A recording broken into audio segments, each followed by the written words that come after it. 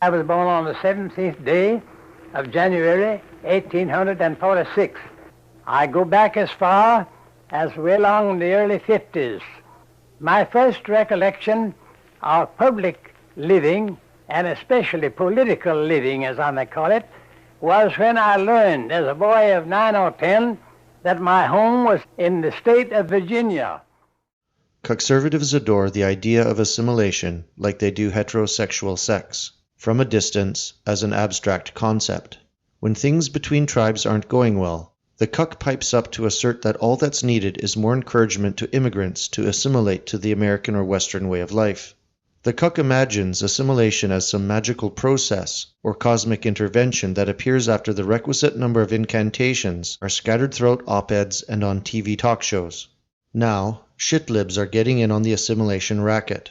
They used to be against it, arguing that America isn't a melting pot, but recent trends have them worried that the salad bowl is turning into a toxic stew.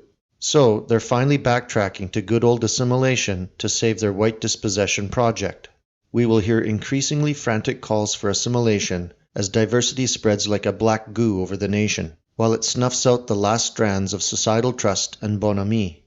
Current events are throwing into stark relief the reality that assimilationism is a failed ideology, and its failures will become more apparent as there is a rise in the number of disparate peoples the ideology must accommodate and manage to meld into a workable social contract. A tribe's essence may sleep, but it will never die. As waves of new immigrants gain numerical power and ruling class protection in their host nations, the tribal instinct within their second and third generation cousins already in the country is released from its artificial suppression.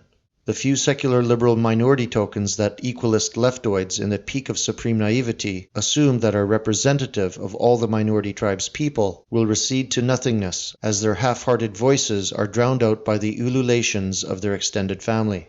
To put it more bluntly, that smiling taxi driver praising America the day before will revert with a quickness to the mores and standards of his race as soon as there are enough of his kind in close proximity to safely let his assimilationist mask slip off. Assimilationism doesn't take long to reach diminishing returns, and even to expose the absorbing culture to deleterious regression to the behavioral norms of the immigrants. The more of these, the more different, the less likely assimilation will work, and the more likely assimilationist rhetoric will have to ramp up to conceal its ineffectiveness.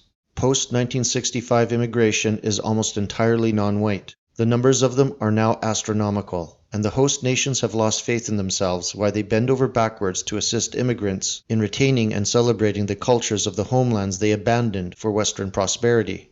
Once the majority of Europeans observe and understand this, a great change will manifest itself.